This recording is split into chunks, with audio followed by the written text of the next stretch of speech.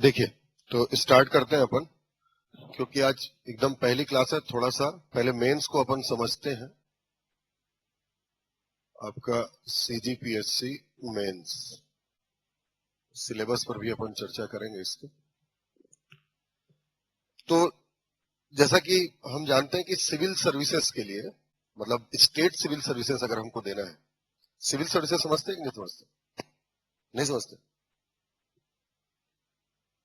जो army, air force और navy, इन तीन नौकरियों को छोड़ करके, तीनों सेनाओं की नौकरियों को छोड़ करके बाकी जो भी जॉब्स हैं हमारे देश में, सब सिविल सर्विसेज के पार्ट है।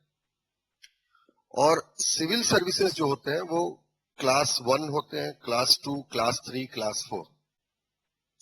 तो क्लास 1, 2, 3, 4 ये सेंट्रल की सिविल सर्विसेज में होते हैं।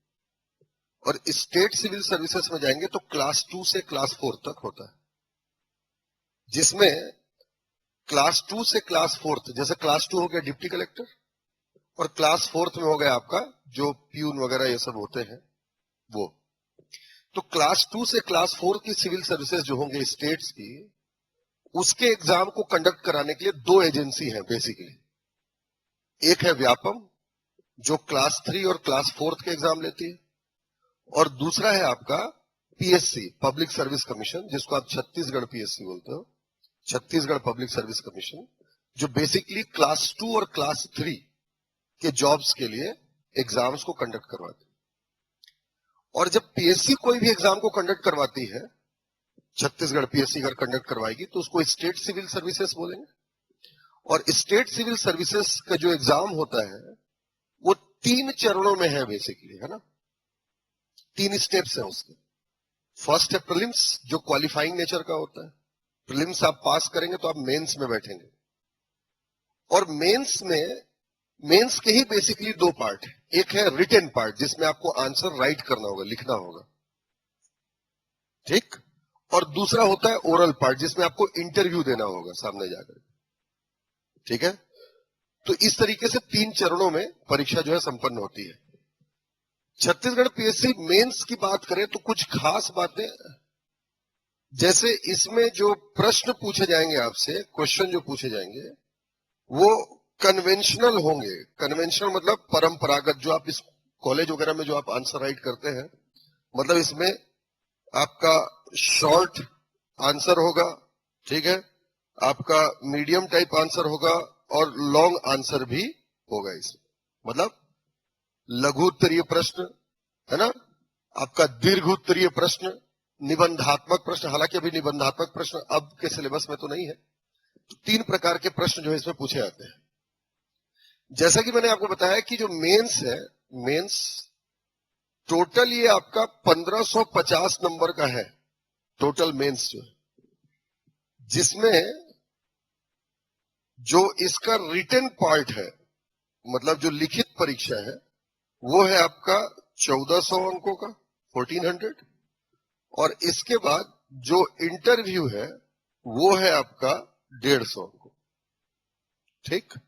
और इस 1550 में आपको नंबर हासिल करने हैं, और ऑलमोस्ट अगर आप इसमें 800, 850 के आसपास आ जाता है आपका, ऑलमोस्ट 50% के आसपास, 60% के आसपास, तो आपको पोस्ट मिल जाएगा, पोस्ट एलोकेट हो जाएगा। तो ये मोटा मोटी आपका मुख्य परीक्षा होती है ना। अब जैसे मेंस में जाएंगे, रिटन पार्ट में जाएंगे, रिटन पार्ट में अगर हम चले, है ना, अगर हम मान लीजिए कि रिटन में जाते हैं इसके, ठीक है, लिखित परीक्षा में, ठीक। तो जैसा कि मैंने आपको बताया कि टोटल मार्क्स जो है वो कितना है आपका 1400, है ना। और 1400 मार्क्स जो है ये, इसमें टोटल पेपर होते हैं आपका 7, जो कुल प्रश्न पत्र होंगे उनकी संख्या है 7, है ना। और 7 प्रश्न पत्र में जो प्रत्येक प्रश्न पत्र होगा वो 200 नंबर का होता है, ठीक है। तो 200 गुणित 7 मतलब क्या हो जाएगा आपका 1400। तो टोटल जो आपका मेंस होगा, जो रिटन पार्ट है, वो कितने का हो जाएगा 1400 का। अब जैसे पेपर की अगर हम बात करें, तो देखें 7 पेपर हैं, इसको हम क्रमशः paper 1, paper 2, paper 3, paper 4, paper 5, paper 6 और पेपर 7 बोले, है ना। टोटल 7 पेपर हैं। पेपर 1, 2, 3, 4, 5, 6, 7, हर पेपर आपका 200 नंबर का, तो इस तरीके से टोटल 1400 नंबर हो जाएंगे। और हर पेपर में अगर हम चलेंगे, कोई भी पेपर आप उठाएं, चाहे पेपर 2 को छोड़ करके, बस कोई भी पेपर आप उठाएंगे तो हर पेपर में, हर पेपर के 3 हिस्से हैं, ठीक। और इसको हम बोलेंगे पार्ट 1, पार्ट 2 और पार्ट 3। हर पेपर के 3 हिस्से, हर पेपर 200 नंबर का, और हर पेपर जो है 3 हिस्सों में बटा हुआ है, पार्ट 1, पार्ट 2, पार्ट 3। हर पेपर में, हर पेपर का पार्ट 1 और पार्ट 3 75 मार्क्स का है। मतलब पार्ट 1 और पार्ट 3 से 75 मार्क्स यानी 150 नंबर के प्रश्न पूछे जाएंगे। और जो पार्ट 2 है, इससे 50 अंकों का प्रश्न पूछा जाएगा, मतलब 50 मार्क्स। यानी समझ में आ रहा होगा कि हर पेपर में पार्ट 1 और पार्ट 3 जो है वो क्या है आपका, बहुत रेलेवेंट है। उससे क्वेश्चंस, नंबर ऑफ मार्क्स जो है वो ज्यादा पूछे जाते हैं पार्ट 1 और पार्ट 3 में, ठीक। पार्ट 2 जो है हर पेपर का, एक्सेप्ट पेपर 2, है ना, पेपर 2 को छोड़ के पेपर 1 से लेकर के पेपर 7 में पूरा पेपर जो है आपका 3 पार्ट में बटा हुआ रहेगा, है ना। तो 75, 75 और ये आपका 50 मार्क्स। जैसे पेपर वाइज देखें तो पेपर में अगर हम चलेंगे तो पेपर 1 जो है आपका वो है लैंग्वेज या भाषा, ठीक है ना, लैंग्वेज है पेपर 1। और लैंग्वेज में 3 हिस्से होंगे, है ना। तो पार्ट 1 है आपका हिंदी, पार्ट 3 है आपका छत्तीसगढ़ी, और पार्ट 2 है आपका इंग्लिश। मतलब क्लियर हुआ कि 75 नंबर का हिंदी पूछेगा, 75 नंबर का छत्तीसगढ़ी भाषा पूछेगा, और 50 नंबर की अंग्रेजी पूछी जाएगी। क्लियर हो रहा है। पार्ट 2 है आपका निबंध, ऐसे। तो पेपर 2 जो है आपका वो है ऐसे। अच्छा, पेपर 2 को मैंने क्यों बोला कि ये पार्ट 3 में नहीं बटा हुआ है, क्योंकि पेपर 2 जो है वो बेसिकली 2 पार्ट में बटा हुआ है। इसमें निबंध पूछे जाते हैं, एक आपका अंतरराष्ट्रीय एवं राष्ट्रीय मुद्दों पर निबंध, इंटरनेशनल एंड नेशनल इश्यूज, और एक होता है आपका छत्तीसगढ़ राज्य के जो मुद्दे होंगे, ठीक है, इश्यूज ऑफ छत्तीसगढ़ स्टेट्स। तो इसलिए इसमें 2 हिस्से हैं, है ना, 2 ही भागों में बटा हुआ है। हर पार्ट से आपको 2-2 ऐसे लिखना होगा, ठीक है ना। यानी टोटल 4 ऐसे आपको लिखना है, हर ऐसे 750 वर्ड्स में लिखना होगा, ठीक है। यानी ऑलमोस्ट 3000 वर्ड्स आपको लिखने हैं निबंध में। तो पेपर 2 समझ में आया। पेपर 2 क्या है आपका, निबंध है, ऐसे।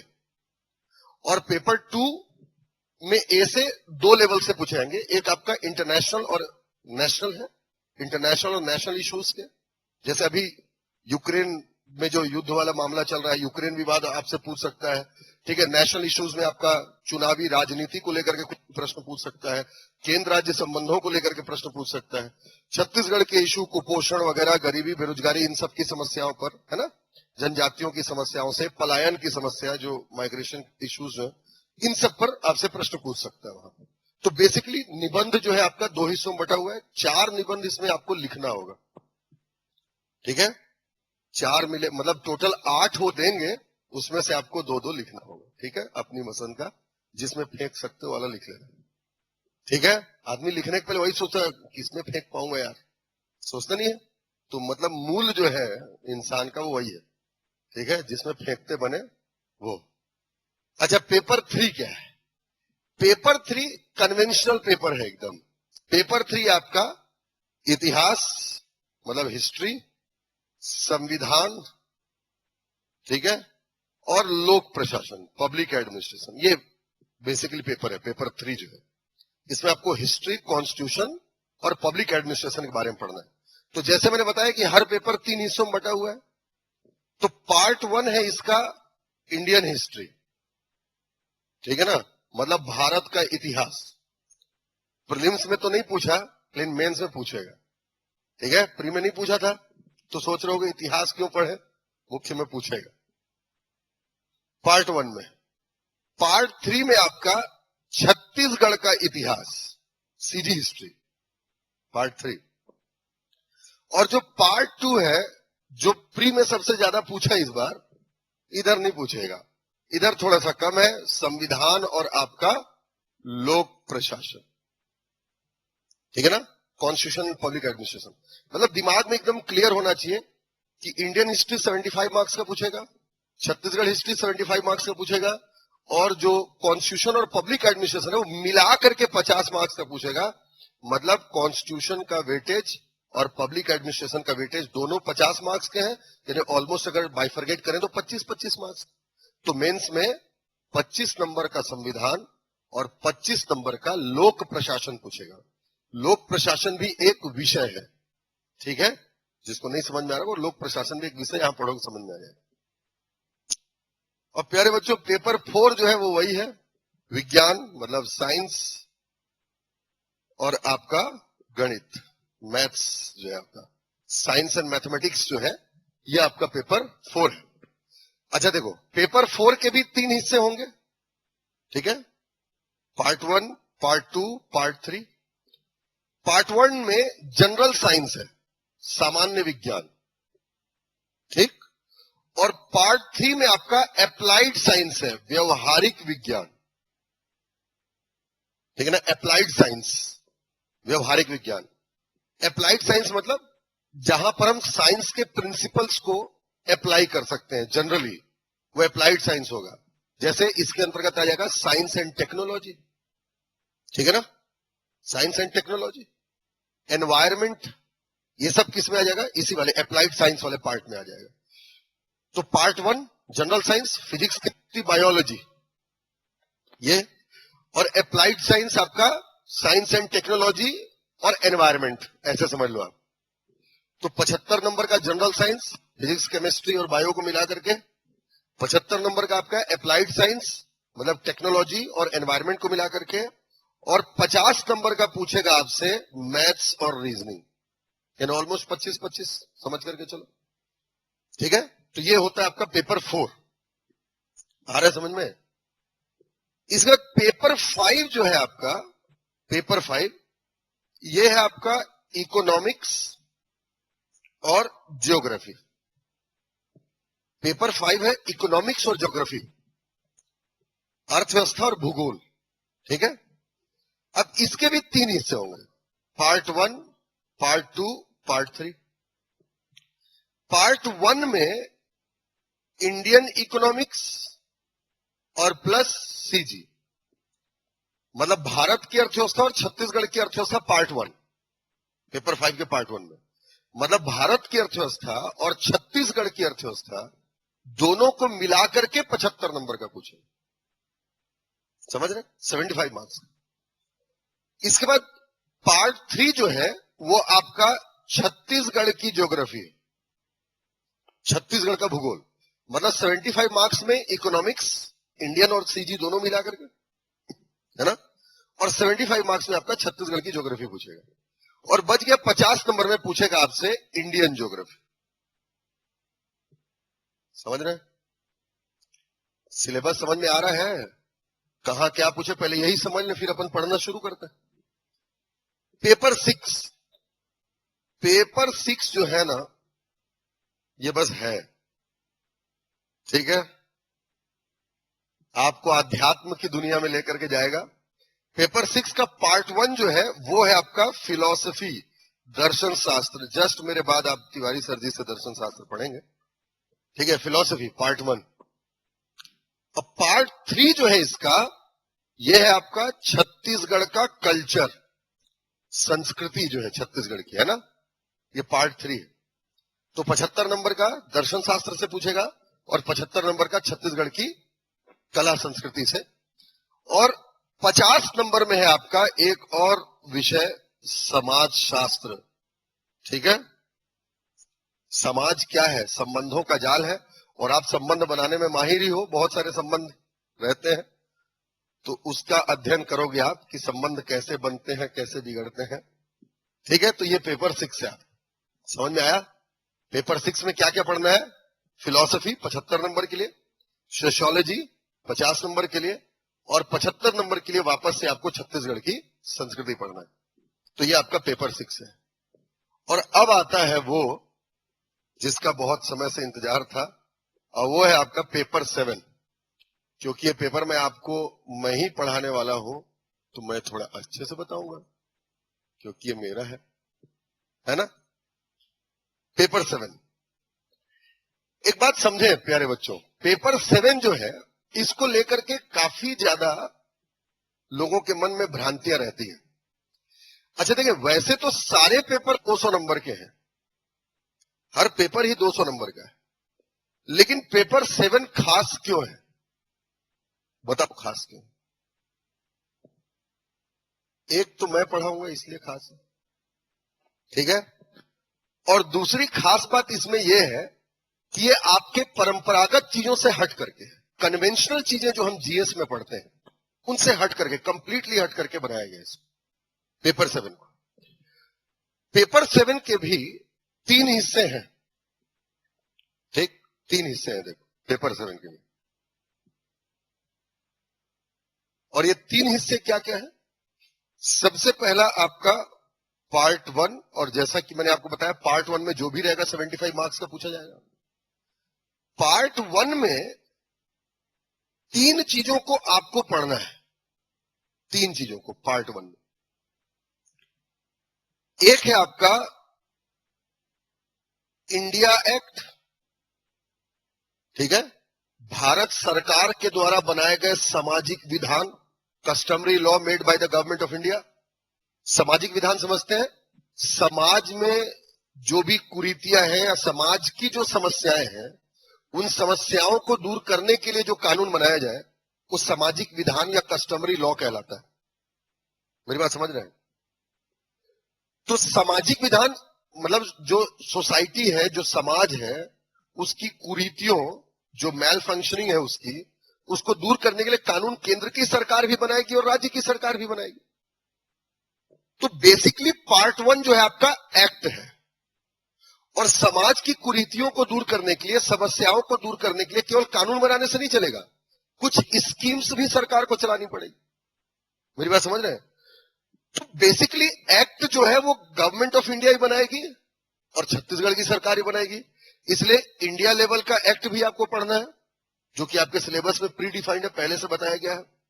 और एक आपको सीजी एक्ट भी पढ़ना है, मतलब छत्तीसगढ़ सरकार के कानून भी पढ़ने हैं।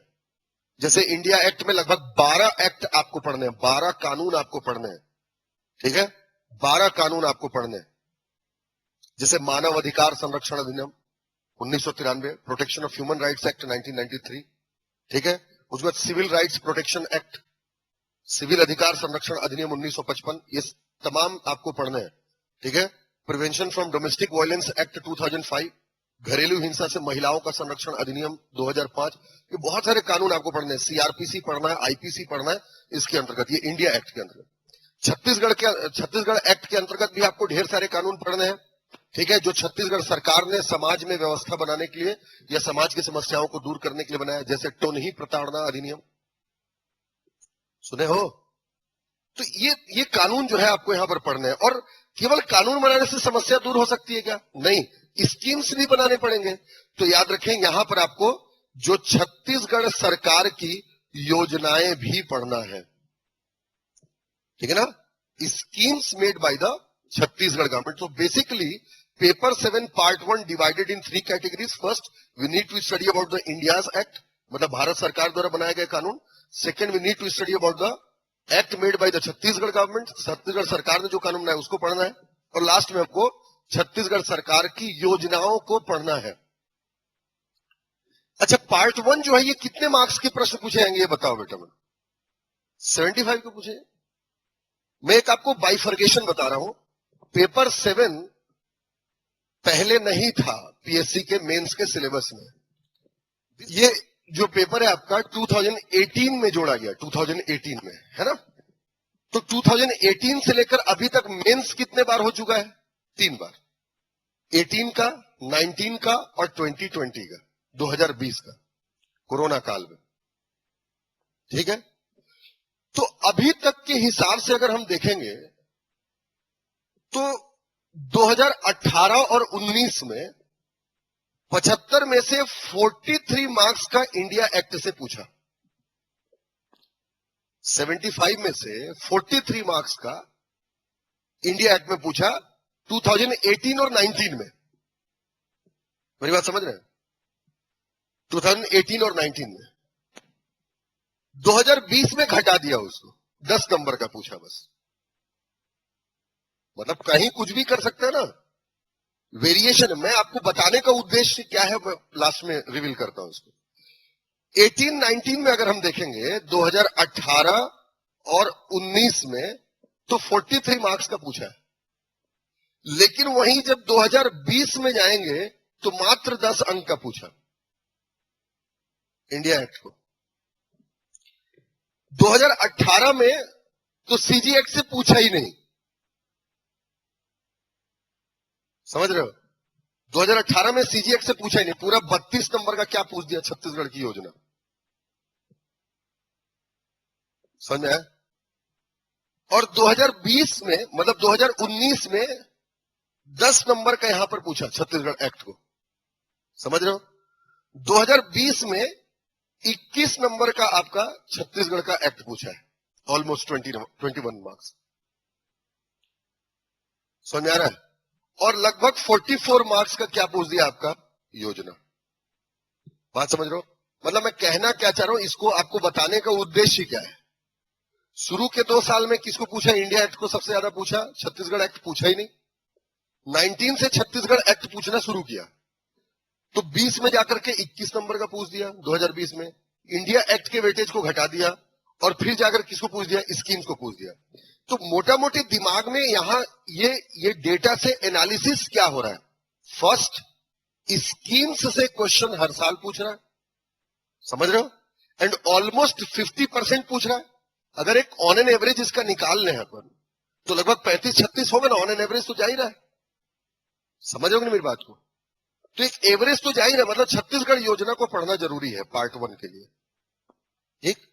और इसके बाद इंडिया एक्ट और छत्तीसगढ़ एक्ट को कभी इंडिया एक्ट से कभी ज्यादा पूछता है, कभी कम पूछ रहा है। इसका मतलब हमको इंडिया एक्ट और छत्तीसगढ़ एक्ट को भी पूरा पढ़ना पड़ेगा, क्योंकि ये प्रीलिम्स नहीं है, ये मेंस है।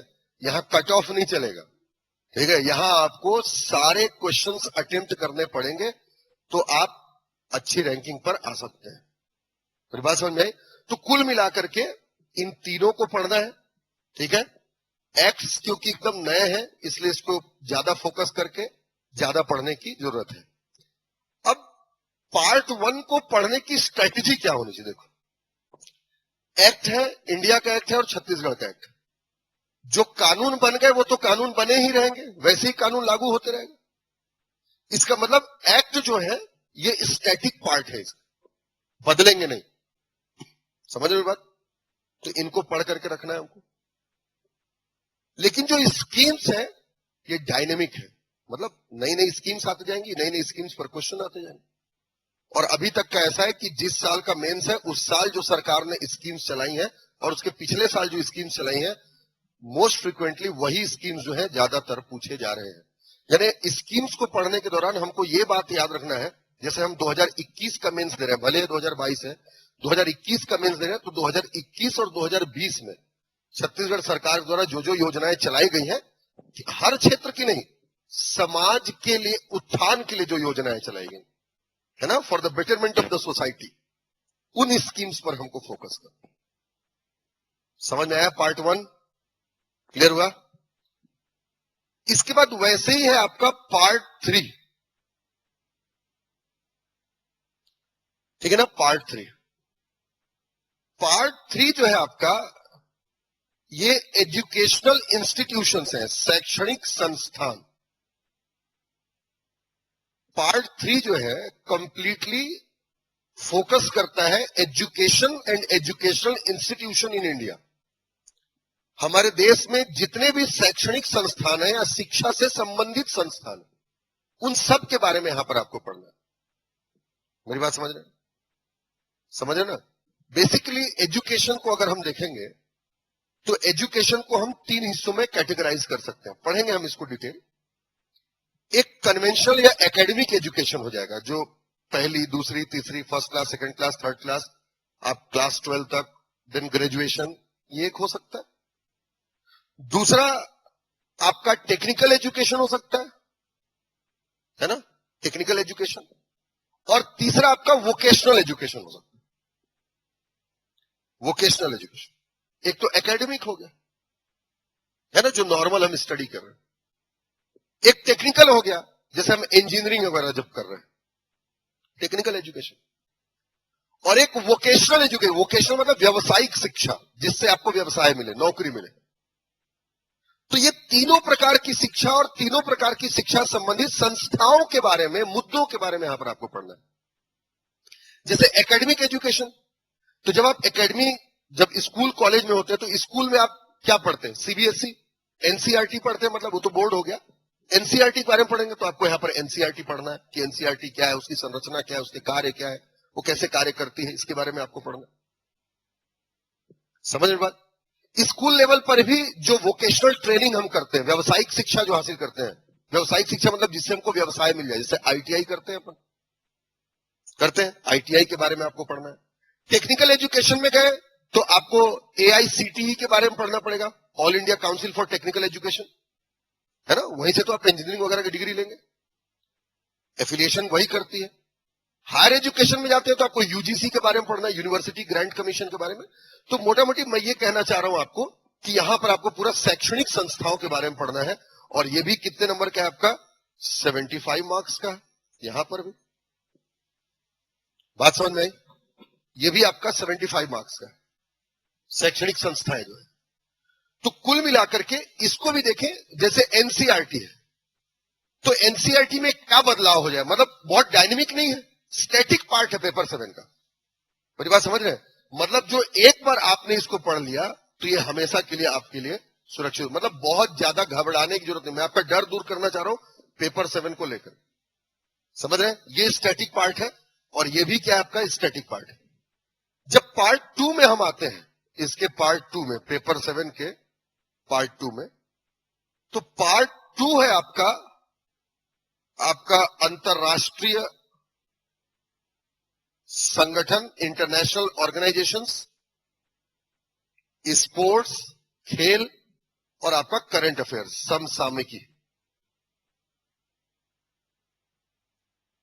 ठीक है ना? यानी 50 नंबर के लिए आपको इंटरनेशनल ऑर्गेनाइजेशंस पढ़ना है, जैसे यूएनओ के बारे में आप पढ़ेंगे, यूनाइटेड नेशंस ऑर्गेनाइजेशंस, आईएमएफ के बारे में पढ़ेंगे, सार्क के बारे में पढ़ेंगे, ब्रिक्स के बारे में पढ़ेंगे। समझ बात को? और खेल, स्पोर्ट से जुड़े हुए प्रश्न भी पूछ सकते हैं इसमें, है ना? और लास्ट में समसामयिकी, करंट अफेयर्स। जैसा कि आप देख रहे हैं कि पार्ट 2 बेसिकली किसके ऊपर डिपेंडेंट है आपका? समसामयिकी के ऊपर में। मतलब हर चीज क्या है इसमें? करंट अफेयर्स बेस्ड है। तो पार्ट 2 जो है यही इसका मोस्ट डायनेमिक पार्ट है। समझ रहे हैं? पार्ट 2 जो है इसका सबसे डायनेमिक पार्ट है, मतलब यहां पर क्वेश्चन कहीं से भी पूछे जा सकते। अभी तक के जितने भी मेंस हुए 18, 19, 20, इन सब में जो सबसे लो मार्किंग पेपर रहा है वो है पेपर 7। सबसे कम अंक इसी में आए हैं, इसी पेपर में। तो उसके रीजन बहुत सारे दिखाई देते हैं, बहुत सारे रीजन उसके दिखाई देते हैं। पहली बात तो समझो कि सबसे लास्ट में ये पेपर होता है। पहले दिन आप पेपर 1, पेपर 2 दे दिए, दूसरे दिन पेपर 3, पेपर 4 दे दिए, तीसरे दिन पेपर 5, पेपर 6 दे दिए, और लास्ट में क्या होता है? पेपर 7 होता है अकेले। तो थोड़ा सा कहीं ना कहीं साइकोलॉजिकल जो लेथार्जी आती है दिमाग में, ऑलमोस्ट लास्ट पेपर जो होता है कहीं ना कहीं थोड़ा सा हमारी जो मानसिकता होता है उसकी भी भेंट थोड़ा सा चढ़ता है। एक दूसरा, क्योंकि ये कन्वेंशनल नहीं है, परंपरागत जीएस नहीं है, ये कानून है, योजनाएं हैं, समझ रहे हो, शैक्षणिक संस्थान है, कन्वेंशनल जीएस नहीं है। तो इसको किस तरीके से लिखना चाहिए, उस तरीके से अगर हम डिफर करेंगे तो भी दिक्कत है, इसलिए भी इसमें कम अंक आते हैं। और थोड़ा सा ये जो लगभग 12 एक्ट दिए गए हैं, इंडिया एक्ट तो डिफाइन है कि ये 12 एक्ट से क्वेश्चन पूछे जाएंगे। छत्तीसगढ़ का एक्ट डिफाइन ही नहीं है कि कौन कौन से एक्ट इसमें पूछे जाएंगे। तो जब छत्तीसगढ़ का एक्ट डिफाइन ही नहीं है, 1000 से ऊपर एक्ट है छत्तीसगढ़ सरकार के, तो प्रिडिक्ट जब हम करेंगे एक्ट को, तो हमें ऐसा लगता है कि ये एक्ट से क्वेश्चन पूछेगा या उस एक्ट से क्वेश्चन पूछेगा। तो कहीं ना कहीं अगर प्रिडिक्शन फेल होता है तो भी, तो इस वजह से ही थोड़ा सा ये पेपर जो है टफ हो जाता है। इसलिए आप देखे भी होंगे, मैंने जैसा आपको बताया कि शुरुआती स्ट्रेटेजी यही थी कि जो डिफाइंड सिलेबस है उसी से ज्यादा पूछे जाए। मतलब जब भी ज्यादा क्वेश्चन पूछे जाएंगे तो इंडिया एक्ट से ही पूछे जाएंगे। और दूसरा, योजनाएं क्योंकि आपको पता होनी चाहिए, प्री में भी आप पढ़ते, इसलिए इंडिया एक्ट और आपका छत्तीसगढ़ सरकार की योजनाएं ही इंपॉर्टेंट है। यहां पर छत्तीसगढ़ सरकार के जो एक्ट है वो प्रेडिक्शन के आधार पर हम पढ़ेंगे, है ना, जो इंपॉर्टेंट है, और वहां से आ भी जाएंगे, टेंशन मत लो। तो कुल मिलाकर के ये पेपर 7 में इस तरीके से प्रश्न जो है वो पूछा जाता है। ये पेपर 7 के 3 हिस्से हैं। समझ में आया कि नहीं आया? रायपुर वाले समझ में आया?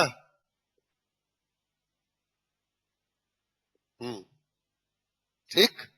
तो ये इस तरीके से आपका पूरा पेपर 7 जो है उसकी, मतलब उसके अंदर की सारी चीजें जो है हमने देखा कि क्या क्या हमको पढ़ना है।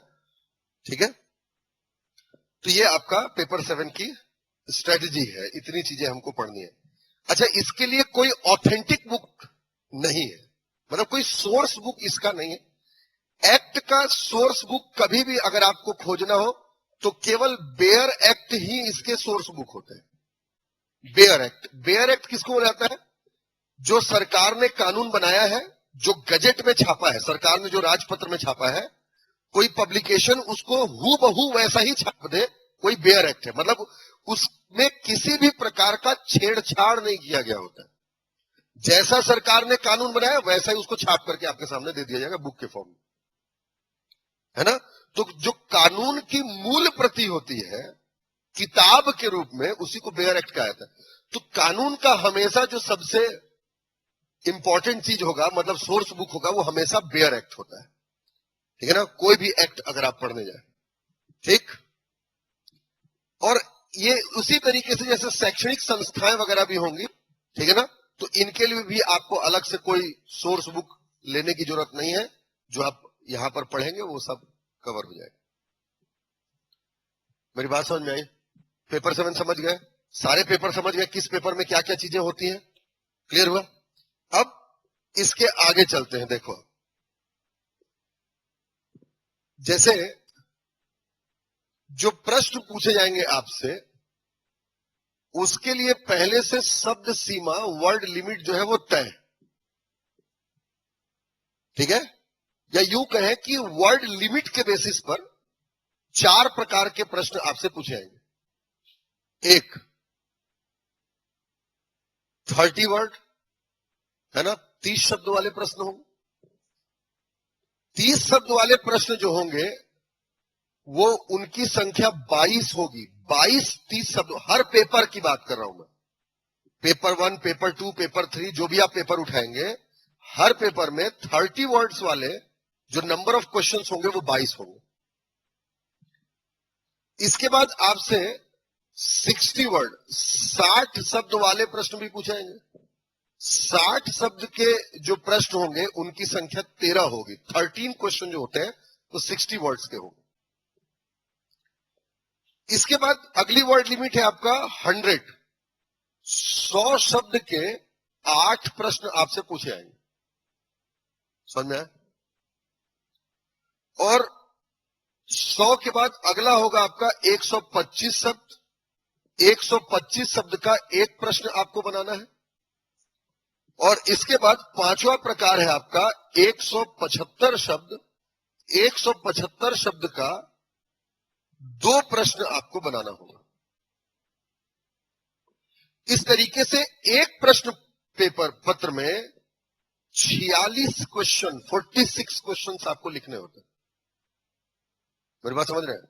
46 क्वेश्चन जो है एक पेपर के अंदर आपको लिखने होंगे, ठीक, जिसमें 30 शब्द के 22 क्वेश्चन होंगे, 60 शब्द के आपका 13 क्वेश्चन होंगे, 100 शब्द के 8 क्वेश्चन होंगे, 125 शब्द का 1 क्वेश्चन आपको करना होगा और 175 शब्द के 2 क्वेश्चन आपको करने होंगे।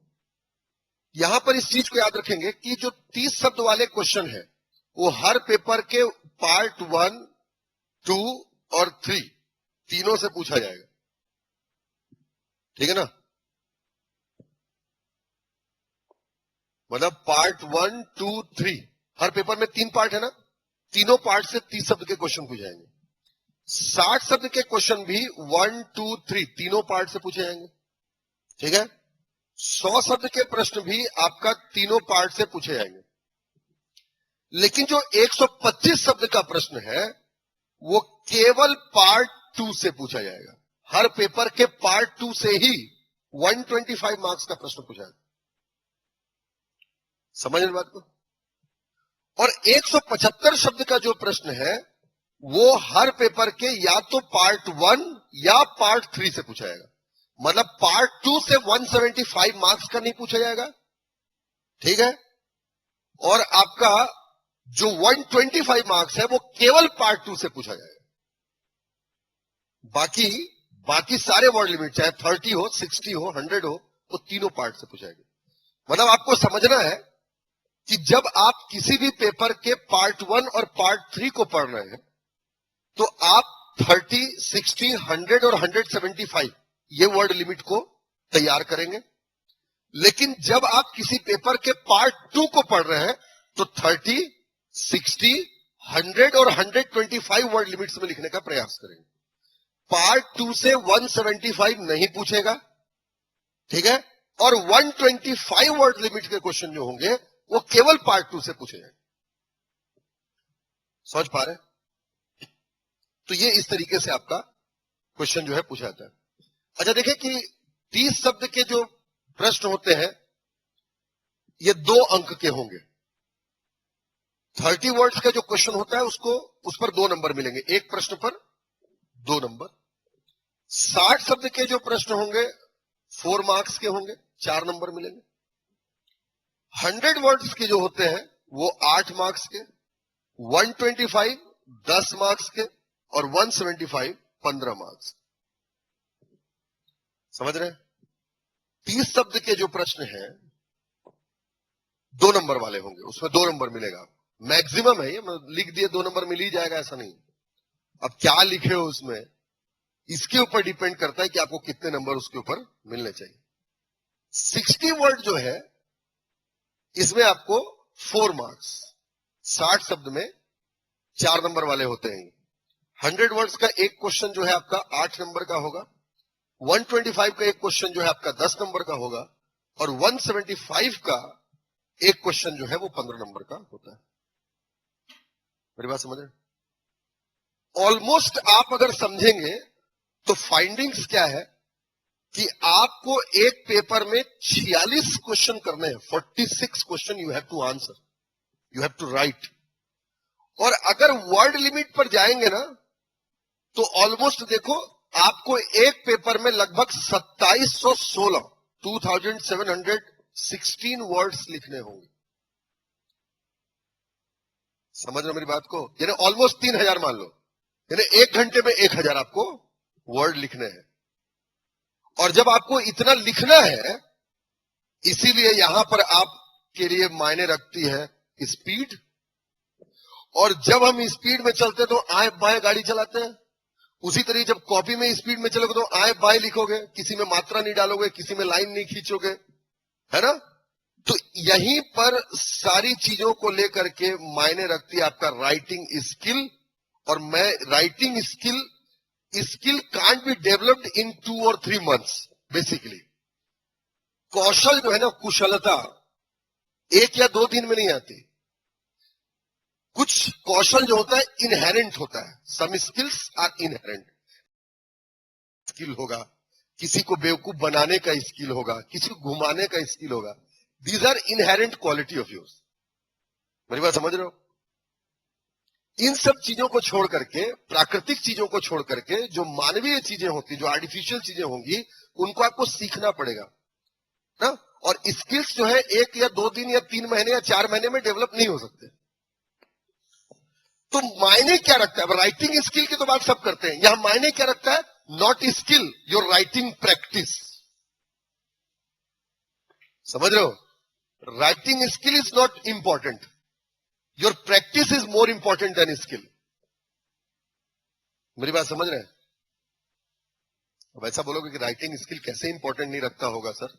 नहीं रखता भाई, क्योंकि कितना भी सिखा दो, जब एग्जाम में बैठोगे तो जो याद है वही, जो खाया है वही तो निकलेगा, मतलब उगलेगा आदमी, है ना भाई?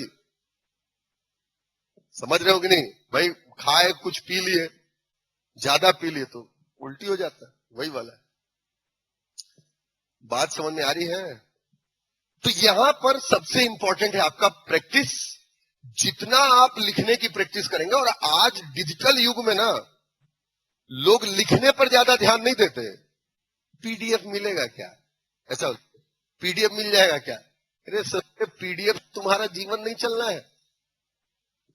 समझ में आया? तो जितने लोग पीडीएफ के चक्कर में रहते होंगे, थोड़ा लिखो, है ना? प्री नहीं है, अब ये मेंस है। तो कुल मिलाकर के इस तरीके से आपका ये राइटिंग प्रैक्टिस होती, इतनी सारी चीजें इसमें आपको करनी होंगी। ये बताएं, ये समझ में आया कि नहीं आया? कंप्लीट सिलेबस समझ में आया? किस पेपर में क्या है, कितने वर्ड लिमिट में लिखना होता है, कितने वर्ड लिमिट के क्वेश्चन कितने मार्क्स के होते हैं, क्या इंपॉर्टेंट है, 75 मार्क्स का किससे पूछेगा, 50 मार्क्स का किससे पूछेगा, ये सारी चीजें क्लियर हुई। अच्छा, एक चीज और समझे बेटा इसमें, जैसे कोई भी क्वेश्चन अगर आपसे पूछ रहा है ना, और आपको आंसर करना है, तो मैं आपको यह बताना चाह रहा हूं कि जैसे अब आप जो है, कुछ महापुरुष और महायुवतियां भी होंगी जो कोरा कॉपी लेकर के बैठे होंगे। सही नहीं है, क्योंकि आप यूपीएससी की परीक्षा नहीं दे रहे हैं। यूपीएससी में कोरा कागज मिलता है और उसमें आपको लिखना होता है। समझ में आया? लेकिन यहां पर आपको कोरा कागज नहीं मिलेगा, प्लेन व्हाइट पेपर नहीं मिलेगा।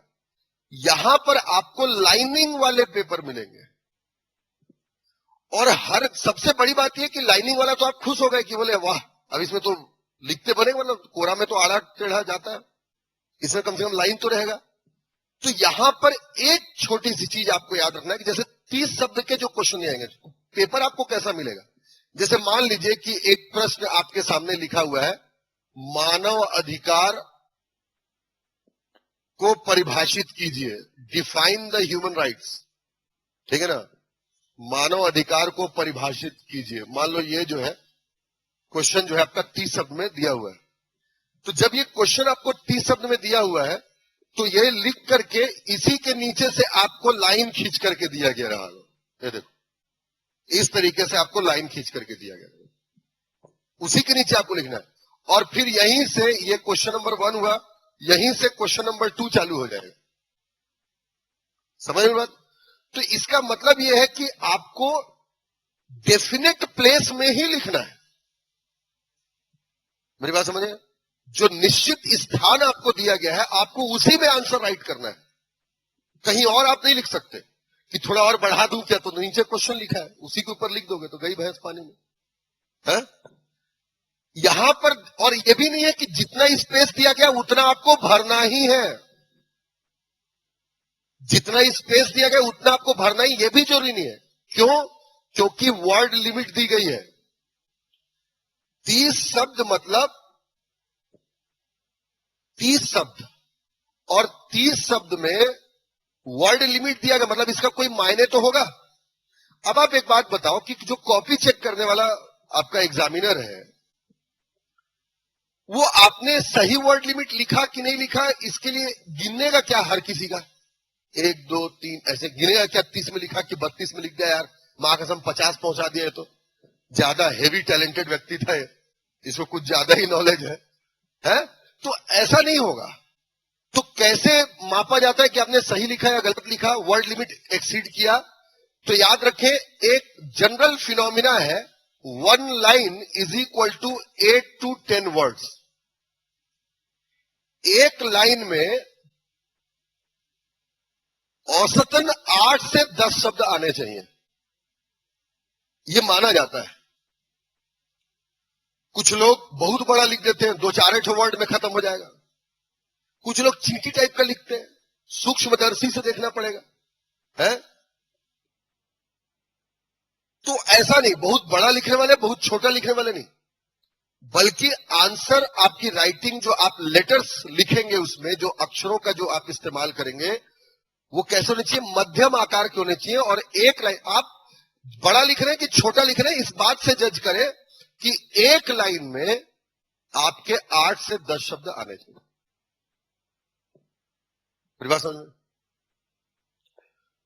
30 शब्द के क्वेश्चन में 4 लाइन दिया गया रहता है, क्योंकि एवरेज 8 लोगे तो 8 चौके 32, 4 लाइन में आएगा।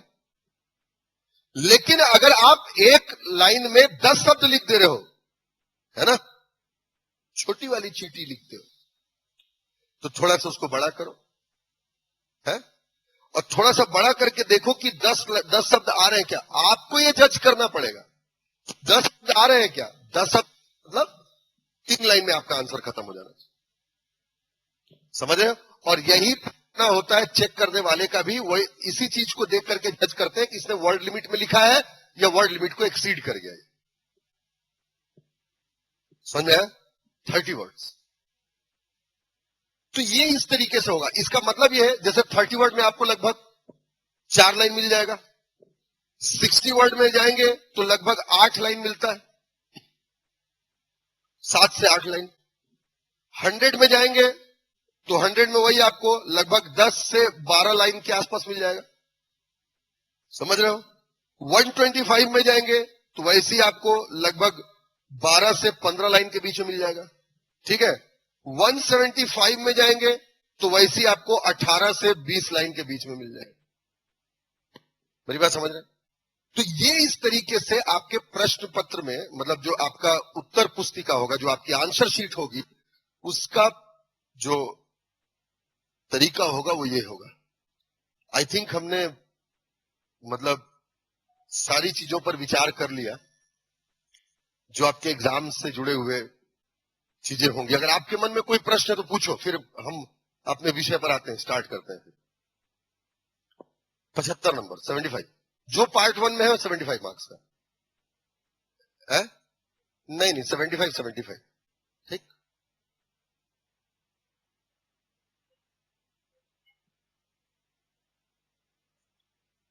वर्ड लिमिट बहुत जरूरी है, ठीक है? वर्ड लिमिट तक लेकर के जाना, यही तो मेंस की खासियत है कि आप जो जानते हैं, आप कितना जानते हैं वो इंपॉर्टेंट नहीं है, आप अपनी जानकारी को किस तरीके से परोसते हैं, डिलीवर करते हैं अपने नॉलेज को, ये इंपॉर्टेंट है। इतना नॉलेज है ये तो प्रीलिम्स में आपने दिखाई दिया है? तबाही नॉलेज है आपके पास में, तबाह कर दिया सब चीज। अब मेंस में आपको दिखाना है कि आप कितने अच्छे तरीके से परोस सकते हैं। समझ में आया? तो ये आपका इस तरीके से बातें थी। और भी कुछ पूछना चाहे तो पूछ सकते हैं, उसके बाद से फिर हम स्टार्ट करेंगे पढ़ना। रायपुर वाले कुछ पूछना चाहते हो? नहीं, सब टैलेंटेड है रायपुर वाले। बिलासपुर वाले कुछ पूछना चाहते हो? दिया तले अंधेरा, दिया यहीं जल रहा है, और दिया जहां जलता है उसके चारों ओर रोशनी होती है, पेंदी के पास अंधेरा होता है। तुम लोग कुछ पूछना है, नहीं पूछना है? क्लियर, कोई डाउट नहीं है? आगे बढ़ जाए तो चले। हम स्टार्ट करेंगे आपका पेपर 7 से स्टार्ट करेंगे, ठीक है ना? अच्छा, पेपर 7 का जो पार्ट 1 है, मैंने अभी आपको बताया कि ये 3 यूनिट में बटा हुआ है। पहला यूनिट इंडिया एक्ट है, दूसरा यूनिट आपका छत्तीसगढ़ का एक्ट है और तीसरा छत्तीसगढ़ की योजना है। ठीक है, तो हम इसमें सबसे पहले इंडिया एक्ट से शुरू करेंगे। ठीक है ना, सबसे पहले हम इसमें इंडिया एक्ट से शुरू करेंगे। क्लियर? अच्छा देखें, इसमें जब पेपर 7 का जो पहला टॉपिक आप देखेंगे तो पहला टॉपिक लिखा हुआ है पार्ट 1 में भारतीय समाज। ठीक है, और सामाजिक बदलाव के साधन के रूप में सामाजिक विधान, Indian society and customary law as a tool to change the Indian society, ये है। तो सोसाइटी जो है, इंडियन सोसाइटी, ये आप पढ़ेंगे सोशियोलॉजी में। तो इसको पढ़ करके हम यहां पर टाइम वेस्ट नहीं करेंगे, क्योंकि इस वाले पार्ट से यहां पर क्वेश्चन भी नहीं पूछा जाता। मेरी बात समझ रहे हैं? इस वाले पार्ट से यहां पर क्वेश्चन नहीं पूछा जाता। ठीक है, अभी तक एक्ट से ही जो क्वेश्चन आया वो किसका पार्ट हो जाता है? आपका पेपर 6 पार्ट 2 सोशियोलॉजी। आया समझ में? तो हम यहां पर सीधे एक्ट से शुरू करेंगे, और सबसे पहला एक्ट जो दिया गया है वो है आपका मानव अधिकार संरक्षण अधिनियम 1993। ठीक है, protection of human rights act 1993, मानव अधिकार संरक्षण अधिनियम 1993। यहां से हम स्टार्ट कर रहे हैं। ठीक है, सबसे पहला एक्ट हम शुरू करने जा रहे हैं, मानव अधिकार संरक्षण अधिनियम 1993। देखिए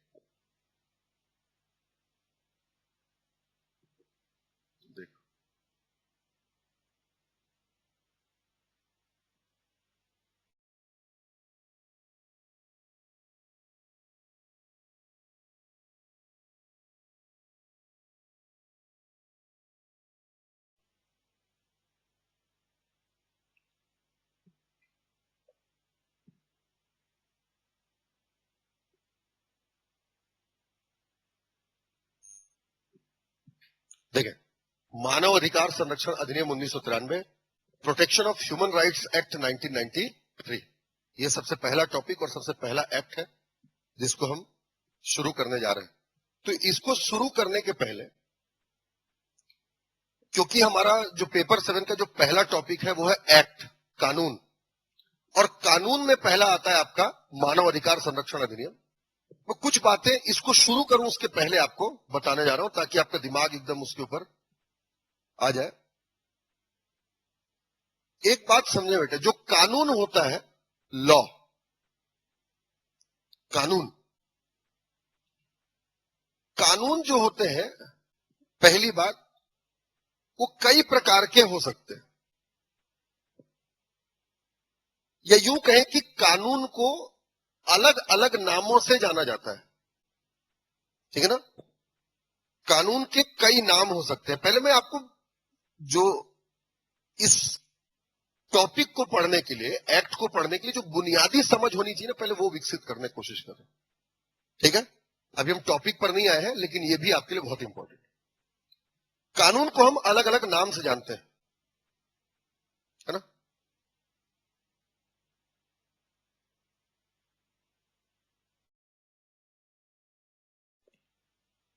देखो, कानून को अलग अलग नाम जानते हैं। जैसे कभी उसी कानून को संविधान कहा जाता है, कॉन्स्टिट्यूशन। ठीक, संविधान भी एक कानून है। कभी उसी कानून को अधिनियम कहा जाता है, एक्ट। ठीक, एक्ट कहा जाता है। कभी उसी कानून को नियम भी कहा जाता है, रूल। और कभी उसी कानून को विनियम भी कहा जाता है, रेगुलेशन। ठीक है, कानून क्योंकि हमको यहां पर पढ़ना है, इसके लिए जरूरी है कि कानून की बुनियादी समझ हमारे दिमाग में हो, कभी आप कंफ्यूज ना हो। मेरी बात समझ रहे हैं? The law is known by various names like constitution, act, rules and regulations. कभी उसी कानून को हम संविधान कहते हैं, कभी उसी कानून को हम अधिनियम कहते हैं, एक्ट कहते हैं, कभी उसी कानून को हम नियम, रूल कहते हैं, और कभी उसी कानून को हम विनियम कहते हैं। संविधान क्या है? What is constitution? The law made by the constituent assembly. Any law which is made by the constituent assembly of the nation is known as constitution. और कॉन्स्टिट्यूशन लॉ, जब किसी देश के लिए कानून उस देश की संविधान सभा बनाती है तो उसको संविधान कहा जाता है, कॉन्स्टिट्यूशन कहा जाता है। और याद रखें कि ये जो होता है, ये संविधान जो कानून होता है, ये किसी भी देश का मूल कानून होता है, मूल विधि होती है, बेसिक लॉ होता है। मेरी बात समझ रहे हैं? Constitution is a basic law, fundamental law, ठीक है, विच is made by the constituent assembly. तो जिस कानून को संविधान सभा बनाए वो संविधान है, और यही बुनियादी कानून है जिससे देश चलेगा। मेरी बात समझ रहे हैं? अब संविधान ने जो कह दिया, जैसे कॉन्स्टिट्यूशन कहता है, फंडामेंटल लॉ हमारा कहता है that no any Indian shall be discriminated. Constitution कहता है कि भारत के लोगों के साथ कोई भेदभाव नहीं होगा। Any kind of act of discrimination will be abolished. किसी भी प्रकार का भेदभाव पूर्वक जो रवैया होगा वो हमारे देश में नहीं होगा, है ना? वेदर इट इज अनटचेबिलिटी, चाहे वो छुआछूत ही क्यों ना हो। मेरी बात समझ रहे हैं? अब अगर कोई छुआछूत करता है, कॉन्स्टिट्यूशन कहता है, फंडामेंटल लॉ कहता है कि हमारे देश में छुआछूत नहीं होना चाहिए, ये फंडामेंटल लॉ कहता है। लेकिन फंडामेंटल लॉ जो कहता है उसको इंप्लीमेंट करवाने के लिए, भाई कॉन्स्टिट्यूशन ने बस इतना कह दिया कि हमारे देश में छुआछूत नहीं होगा, अनटचेबिलिटी शैल बी एबॉलिश्ड, खत्म होना चाहिए छुआछूत, इतना कह दिया कॉन्स्टिट्यूशन। लेकिन कह दिया अगर छुआछूत कोई करे तो क्या हो, कैसे खत्म होगा? तो उसके लिए क्या करना पड़ेगा? दंड देना पड़ेगा। दंड देने के लिए कानून बनाना पड़ेगा, पनिश करने के लिए। और इस तरीके से संविधान की बातों को लागू करने के लिए, कोई चीज अगर संविधान में दी गई है उसको इंप्लीमेंट करने के लिए, फिर जब किसी देश की संसद या किसी राज्य की जो विधान मंडल है, जब वो कानून बनाती है तो उसको एक्ट कहा जाता है। मेरी बात समझ रहे हैं? Act is basically made by the either parliament और द स्टेट लेजिस्लेशन। मेरी बात समझ रहे हैं? जब संसद कोई कानून बनाए या राज्य की विधानमंडल कोई कानून बनाए, स्टेट लेजिस्लेचर, तो उसको हम फिर क्या बोलेंगे? आपका अधिनियम या एक्ट बोलते हैं।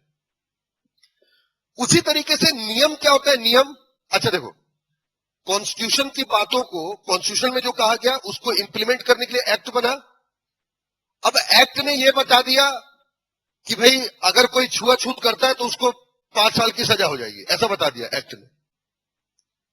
लेकिन अब उसको इंप्लीमेंट कैसे करेगी पुलिस, उसको लागू कैसे करेगी, क्या क्या उसके व्यवहारिक पक्ष हो सकते हैं? तो जो इंप्लीमेंटिंग अथॉरिटी होगी वो तो उसी को पता होगा, यानी सरकार को पता होगा कि उसको कब लागू करना है, कहां पर लागू करना है। तो जो संविधान सभा बनाए वो संविधान की बातों को लागू करने के लिए जो संसद कानून बनाए उसको एक्ट बोलते हैं। और अगर एक्ट में जो बातें कह दी गई, उस एक्ट की बातों को लागू करने के लिए जो कानून सरकार बनाती है उसको रूल कहते हैं। मेरी बात समझ रहे हैं? Rule, if law is made by the government, जैसे मोदी सरकार कोई कानून बनाए तो वो रूल कहलाएगा।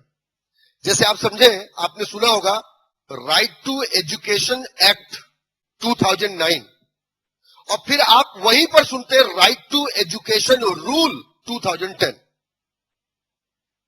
एक्ट है, इसका मतलब शिक्षा का अधिकार देने के लिए यह कानून संसद ने बनाया।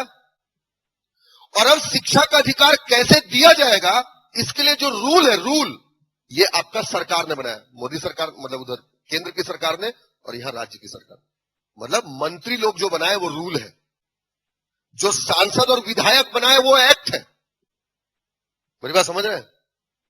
संविधान की बातों को लागू करने के लिए एक्ट, एक्ट की बातों को लागू करने के लिए रूल। और विनियम क्या होता है?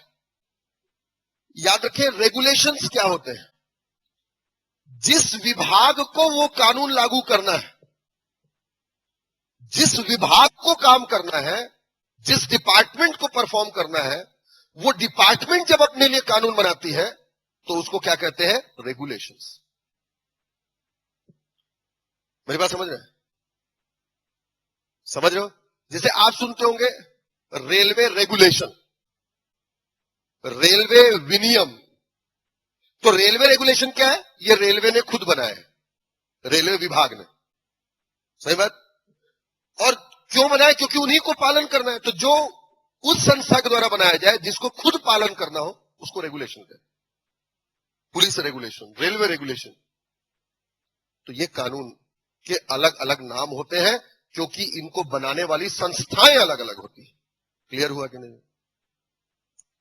तो एक तो कानून नाम के आधार पर कई प्रकार के हो सकते हैं, जैसे संविधान हो गया, फंडामेंटल या बेसिक लॉ हो गया।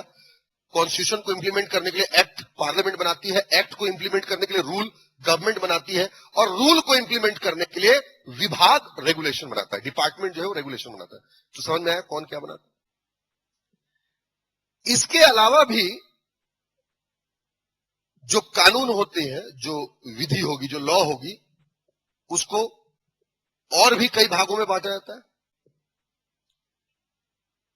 कुछ कानून को कहते हैं स्थायी विधि, परमानेंट लॉ।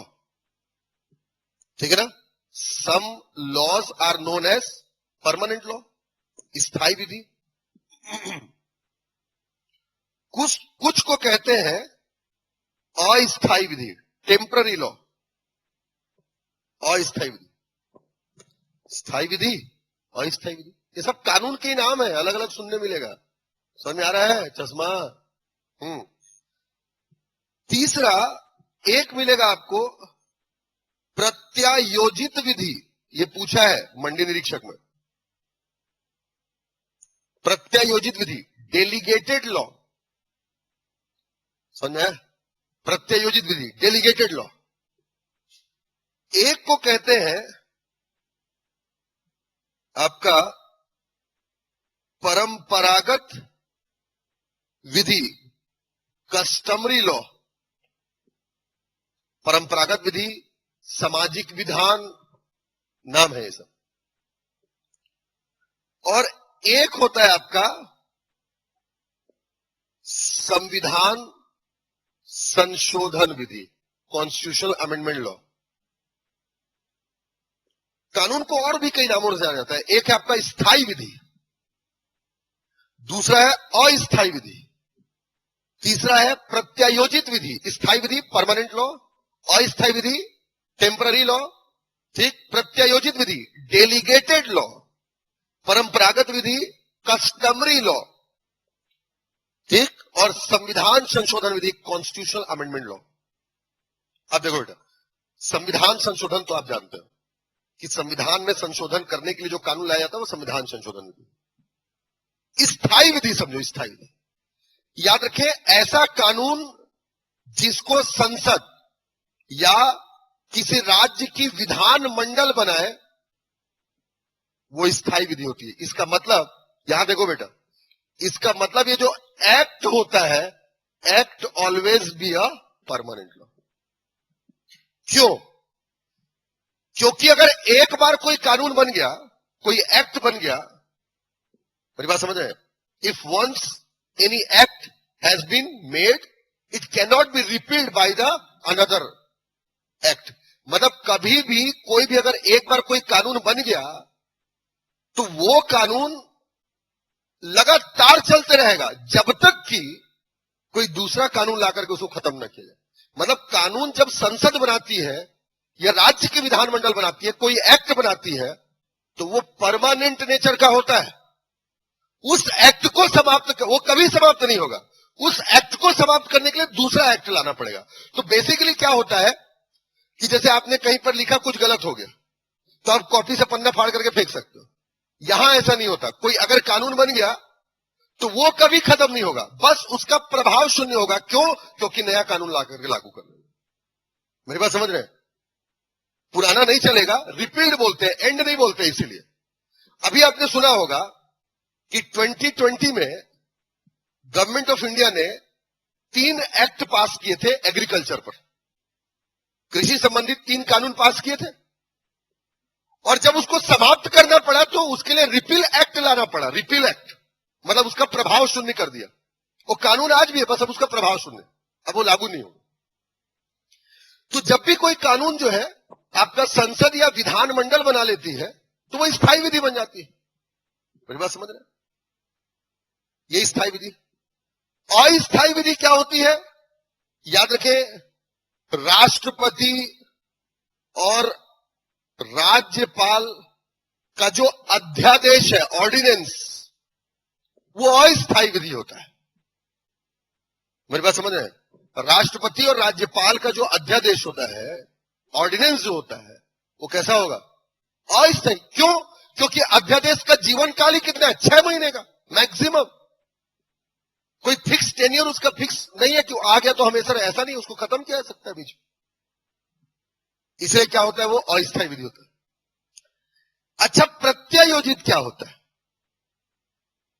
देखो बेटा, जब प्रत्यायोजन का मतलब होता है, डेलीगेट करने का मतलब होता है अपने पावर को किसी और को यूज करने का पावर दे देना, मतलब अपनी शक्तियों को बांट लेना।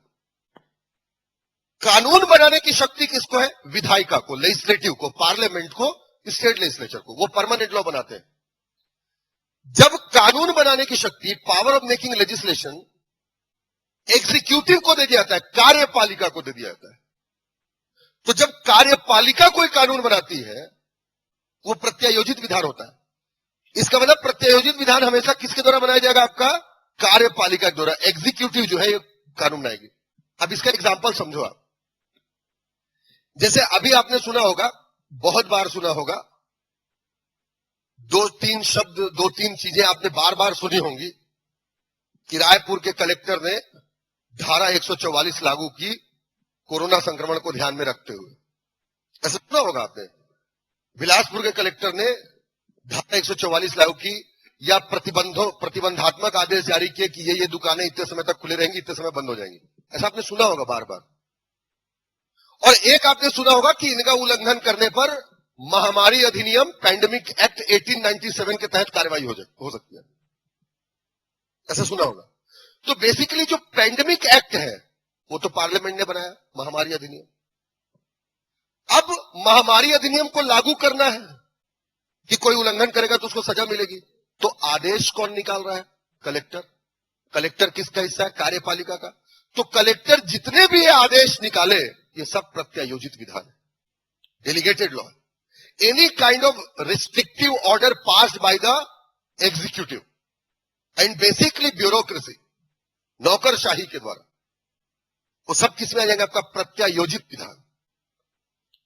बात समझ पा रहे हो?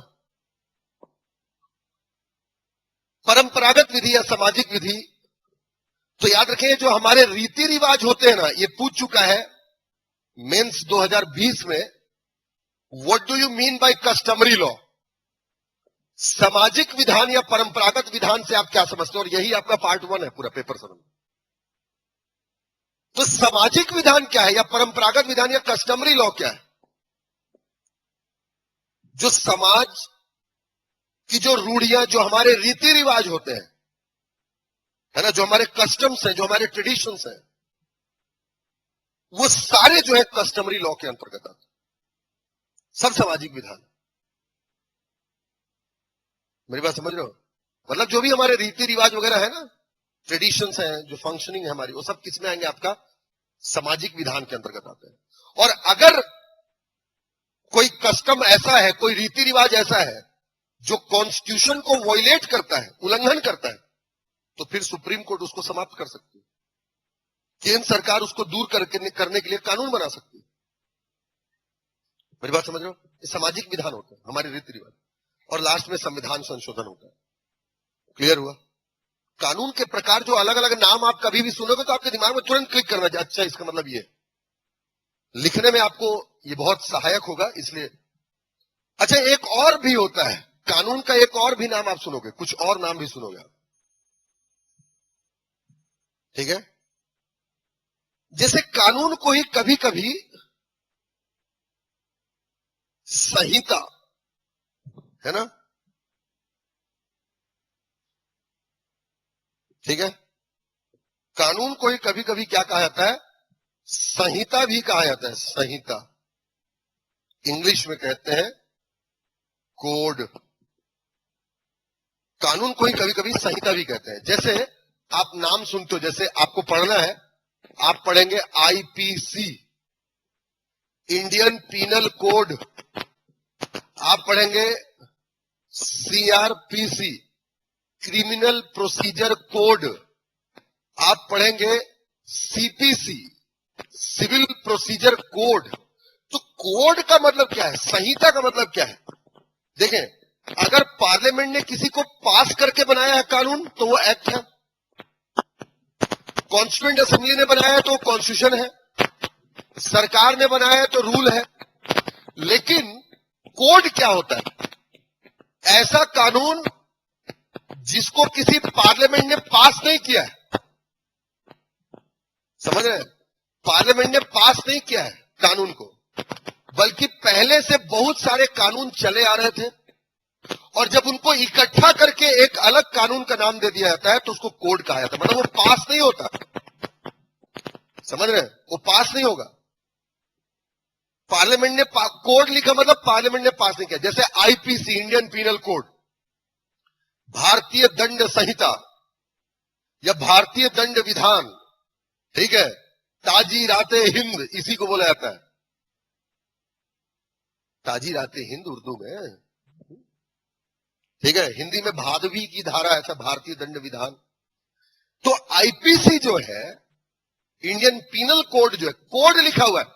अंग्रेजों ने, जब अंग्रेज आए हमारे देश में, तो अलग अलग दंड देने के कानून थे उनके। 1860 में अंग्रेज अलग अलग बटे हुए थे, बंगाल, मुंबई, मद्रास, अलग अलग प्रेसिडेंसियों में थे। तो 1860 में उन्होंने क्या किया, बहुत सारे जो नियम अलग अलग उनके पीनल लॉ थे, दंड देने वाले जो कानून थे, उनको एक साथ मिलाया और एक कानून का नाम दे दिया, उसको कहा आईपीसी, इंडियन पीनल कोड। मतलब अलग अलग कानून थे, उनको एक कर दिया। यानी ये पार्लियामेंट से पास नहीं होते, है ना? ये पार्लियामेंट से पास नहीं होते। तो ये आपका कानून होता है। बताएं समझ में आया कि नहीं आया? और इन्हीं कानूनों में एक आपको जो सबसे पहला हम शुरू करेंगे वो है आपका मानव अधिकार संरक्षण अधिनियम, protection of human rights act 1993। Act है, एक्ट, इसका मतलब इसको किसने बनाया होगा? संसद ने बनाया। ठीक है, और ये हम शुरू करेंगे कल। आज की क्लास इंफॉर्मेटिव थी, आपको एक्नॉलेज करना था बहुत सारी चीजों से। उम्मीद करता हूं समझ में आ गया होगा सारी चीजें। रेगुलेशन जिस मतलब rule made by the department which has to follow. जब वही विभाग अपने लिए कानून बनाए जिसको फॉलो करना है तो वो रेगुलेशन अपने लिए बनाया जाता है। जैसे आप अपने लिए टाइम टेबल बनाओगे ना, वो रेगुलेशन है आपका बेसिकली। रेलवे विभाग अपने लिए जो बनाएगा वो रेलवे रेगुलेशन, एजुकेशन डिपार्टमेंट अपने लिए जो बनाएगा वो एजुकेशन डिपार्टमेंट का रेगुलेशन होगा। इस तरीके से क्लियर हुआ? तो उम्मीद करता हूं आप लोग को समझ में आया होगा सारी चीजें। ठीक है, आज आपका पहला दिन था, है ना? और पहली पहली क्लास थी। और कोई भी चीज जब पहली पहली बार होता है तो उसकी कसक ही अलग होती है, एहसास अलग होता है। उम्मीद करता हूं कि आपका एहसास जो है आज का वो सुखद रहा होगा, है ना? चलिए, थैंक यू।